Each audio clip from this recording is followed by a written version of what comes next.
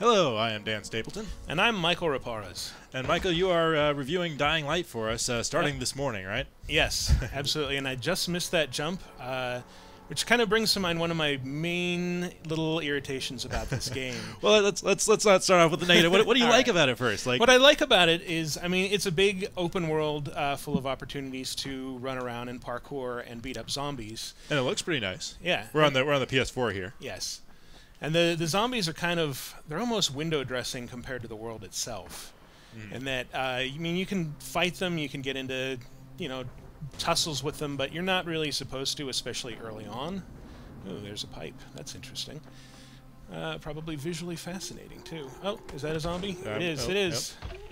Yep. So, as you can see, the fights are a little bit clumsy.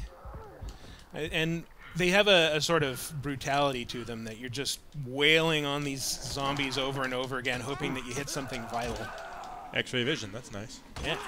You can tell that's like when you got, I think, a critical hit or a stun hit. Yeah, like this. Oh, another one. Jeez. This is from the same developer, Techland, as yes. the Dead Island games, the first two anyway.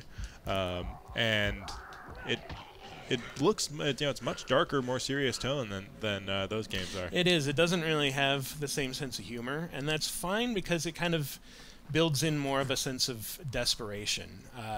I mean, in this game, you're playing as some sort of government operative who's airlifted or airdropped into a city that's overrun by zombies, and you're supposed to try and find this terrorist who has some sort of super virus that he's going to unleash on the population unless you stop him. Seems like you already did. Yeah, it seems like you're kind of too late, but you just kind of take this in stride.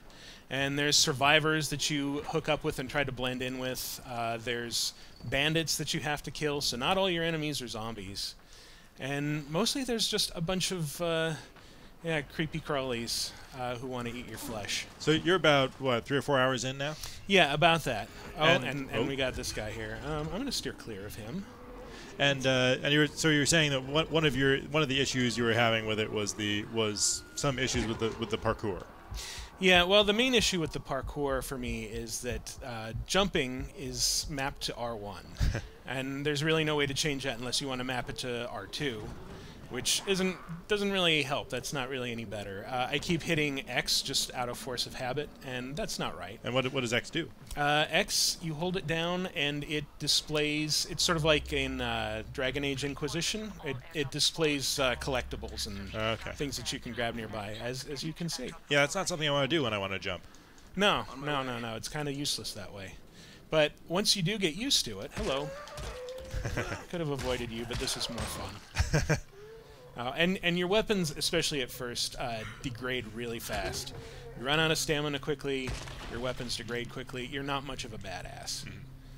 But you were saying that you played a little bit of this game in previews and things like that. I did, and the first time I played it, I was kind of awestruck because they had all these abilities unlocked. So when zombies attacked me, I could just snap their necks, like when they lunged in close. There's a drop kick that you can unlock, so if I had it, I could have just landed feet first on this guy and sent him flying. And just other cool things like that, various wrestling moves that make you a lot more destructive. But so that's coming. You haven't unlocked it yet. Right, but I know it's there. Yeah. So that makes suffering through the combat early on a little more sufferable, I guess. And it's like I know if I hang in there, it's going to get better. Right. This is the way it's supposed to be. But that's not a terrible thing for a zombie game to make fighting zombies early on an unpleasant experience. It should be difficult. Yeah. So but it's just it feels very clumsy, I guess, would be my biggest gripe with it. Right. So one of the big things about Dying Light is the day-night cycle. How many nights have you been through at this point? Just one, and it kind of started me off easy because we know that there's really nasty zombies that only come out at night, and the existing zombies kind of get more feral. And I just had to deal with normal zombies at dusk, and it's like, okay, we'll get to the shelter, and everything will be fine.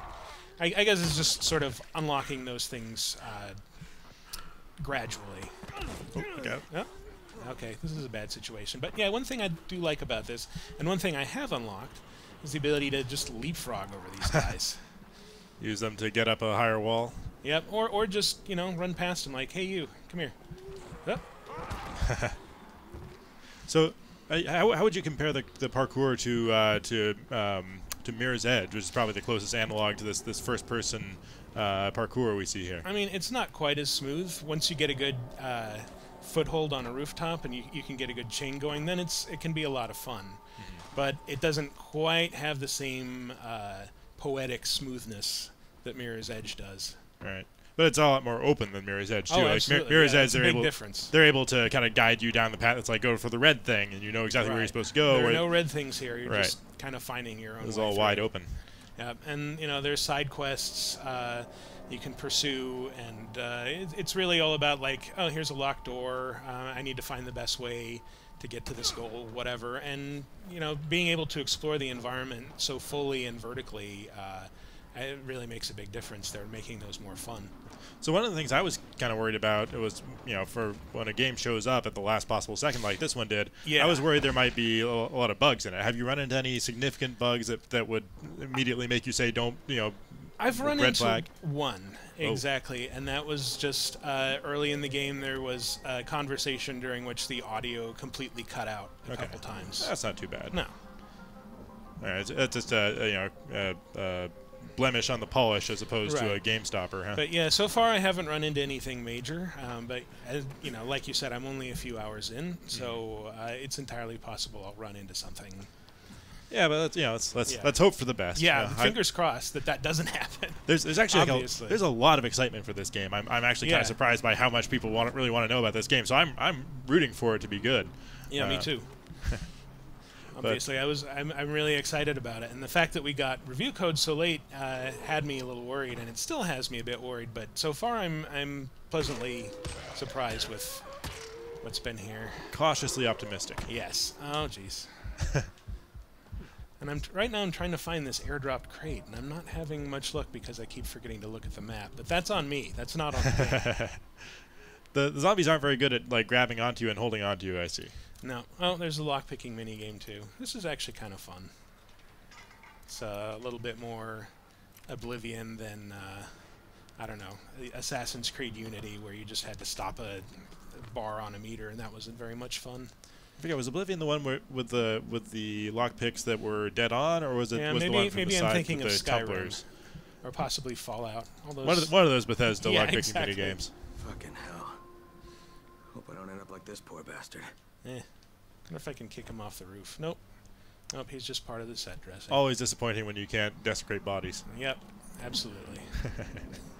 Speaking of Bethesda games, that's one of my favorite things. Yeah, anyway, that's neither here nor there. No, it isn't. Well, there's your weapons crate. So what kind of goodies do we get out of these? Well, let's see. This is supposed to be. Damn it! This was supposed to be a shipment of anti-zombie medication, and it was apparently stolen by some raiders. But now it looks like there's more being dropped. So how many, have they given you any interesting objectives in the early game? Just like a lot of developers will kind of front load their game with interesting things to do. Oof. Yeah, pro tip, try to aim for something soft when you do what I just did. It does make a difference.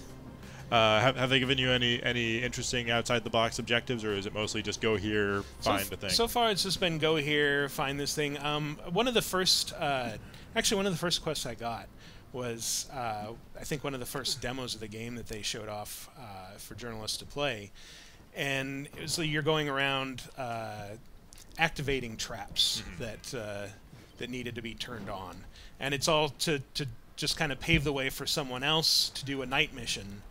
And the only way that they're going to survive is if there's a bunch of active traps between them and the zombies. And so it was kind of fun just going through and getting to turn those on. And once they're turned on, you can use them pretty much any time. Right. So you spend the day activating traps to help you survive the night. That's interesting. So what's really fun is one of the traps that I activated is like a wet tarp that's hooked up to some power lines. And you can just kind of throw firecrackers onto it after you turn it on and lure zombies there. And yeah, it's just kind of fun watching them fry one after the other. Little known fact: zombies love fireworks. Oh yeah, they're very patriotic. Yeah. Well, any sort of noise, and they'll just sort of gravitate to it. Even if you're right in front of them, you can throw fireworks, and they'll decide the fireworks are more interesting. Because, like you said, they're very patriotic. Yes. Bad idea. Can you grab onto those power lines? Um, Do like a zip line on them? Nope. No. I might be able to some point in the future, but not now. All right. So that's kind of a bummer. But right off the bat, you seem to be enjoying it with some reservations, which is not unusual for pretty much any game. Yeah, that's true. I mean, we'll see how it is once more things become unlocked. You know, once more types of zombies reveal themselves. Once I unlock more skills. But to begin with, it's fun with a few frustrations, and I know that the frustrations will most likely get better. Great. Well, I mean, we're going to stick with this. Obviously, we've got a long road ahead of us to get this game reviewed. We're going to shoot for the end of the week, or maybe sooner if it's short. Yeah. We'll see. But we will keep you guys posted. So for more on Dying Light and our eventual review, stick with IGN.